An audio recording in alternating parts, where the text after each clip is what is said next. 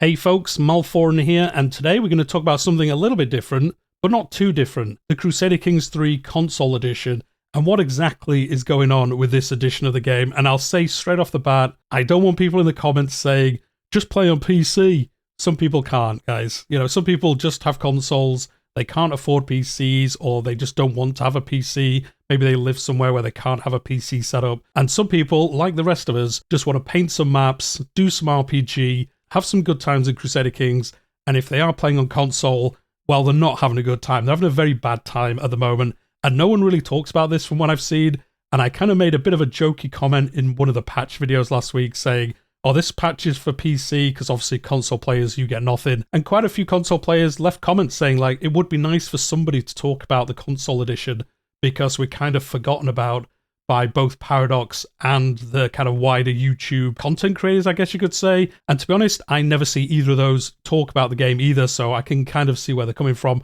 So today, I just wanted to give a quick rundown. If you're a PC player and you stick around to watch this video, you'll probably have a good idea then of what is going on. So the console edition, if you're not aware, the last update they got is in December. I couldn't see any information about a patch after this. That was for Fate of Iberia. Yes, PC players, they only just got Fate of Iberia, so we've had, what, 2 event packs, an expansion pack, a flavor pack, and a core expansion. We've had all those after Fate of Iberia was released, and they've only just got Fate of Iberia, so imagine how that would feel if you had to go back to play the console. It would be a very bad time, wouldn't it? And unfortunately, that is as far as the console edition has got. And now, if I'm being honest, I don't think being that far behind on content would be that annoying for players, because you know, the game does take a lot of modification to play on console. I, to be honest, when it got announced, was like, how could you play this game on console? Like, using a pad would be insane.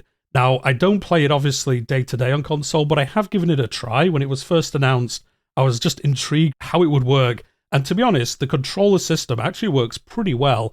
Like, I could play it on there. I mean, I wouldn't. I just play it on PC. But if I could only play it on console, I would actually play it on console. It's not that bad that I just hate doing it. Now, the problem with that is that, unfortunately, you can't just play it on console most of the time because there's a lot of bugs in the game, there's a lot of crashes in the game, and weird things that like crashes, delete saves, and just real odd things. And for what I've seen, there's basically been not a lot of feedback from either Lab 42, which are the developers, because Paradox, they outsourced this edition to another company, so they don't talk about it. They often say, go talk to Paradox, talk on their forums about it, and Paradox will help you. And then Paradox basically just ignore the console players, which is pretty bad. I don't think any of you would disagree with that. I think it's pretty crazy that you give a lot of money. Obviously, I guess not as much as PC players have, but still, it's a lot of money. You've invested into this game, and then there's game-breaking bugs, and Paradox basically just kind of shoo you off into a corner and kind of forget about you. I'm amazed they basically don't talk about it. If you are a PC player, you might not even be aware that the console edition even exists. It's kind of that crazy. It never really gets talked about. But anyway, as I said, they are roughly about 16 months behind. They did just get the Fate of Iberia DLC, and then next, they should be getting Friends and Foes. Now, if you don't remember, because it was so long ago for PC players, Friends and Foes wasn't technically part of Chapter 1. It was like the kind of standalone test of event packs before Chapter 2 came out. So if I had to put my guessing hat on and I had to think, like, when would this come out? Looking at the rough time frame for the console edition, this should be coming out next month or the month after. And then what is going to be happening after that? Well, I don't want to be the bearer of bad news, guys. I really, really don't. If I had to be honest, I would kind of be amazed if Paradox did Chapter 2 DLC for the console edition. I would be very, very surprised. And even if they did, think about it, you're not going to get Legacy of Persia till probably the end of next year, which again, for us PC players is kind of wild to think about, that in a year and a half, you'll be playing that DLC and PC players will be on like Chapter 4 of DLC. Like, it's pretty crazy to think about, and that's why I do feel bad for the console players. They are so far behind. Like I said before, I can kind of see why they are, because the DLC does have to be converted to the controller setup, but also it just seems like it's taking way too long for it to come out. Like, the actual content's already been made, so you should be able to, like, condense that down. It shouldn't be taking as long to come out on the console between DLCs as it did on PC, because the actual content's already made. Yes, you've got to convert it over to the console setup, but like the content's there, so it shouldn't be taking as long. They should almost be able to not catch up, but maybe get to like 6 months behind the PC and be at like that kind of stable kind of release schedule behind it. But as I was just saying, I would be, unfortunately, amazed if Chapter 2 came out. I could be wrong. Funnily enough, it's Monday tomorrow. They'll probably just announce tomorrow they are doing Chapter 2 of DLC, and this video will be absolutely pointless. And to be honest, I'd be very happy with that, because obviously the console players would then get some of the great DLC, get into tours and tournaments, which basically remade the game in many ways. It made the game feel so much more alive than it does before you had that expansion pack. I think many of you would agree with that, unless you're playing console, and then you don't know. But yeah, like I say, I would be surprised. Let me know what you think in the comments down below. I just can't imagine Paradox signing up for the whole of Chapter 2 DLC, looking at the timeframes and the player base. I can't imagine the player base being that big on console. Obviously, we don't know. It's not like Steam where we can see, and then you can kind of extrapolate out how many people are playing on different platforms on the PC platform. I can't imagine for the life of me that the Xbox player base is that big, unfortunately. I do wonder if they kind of regret releasing it on console, and they will kind of get to the end of this chapter, as they already have. They will release Friends and Foes with a big bug-fixing patch, try and get the game as stable as they can, and then basically say, like, that's it, guys, to be honest, and we're going to be done here. And we wanted to do one last patch to make it, like, super playable, but unfortunately, you know, the player base just isn't there for us to support this version of the game.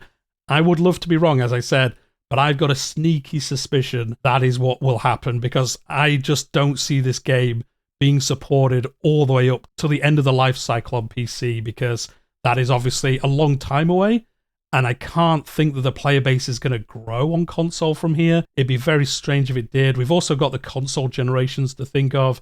In, 2 years, we're probably going to have a new Xbox, have a new PlayStation 6, and then are they going to re-release the game on those with extra DLC? I just don't see it happening. Like I say, could be wrong.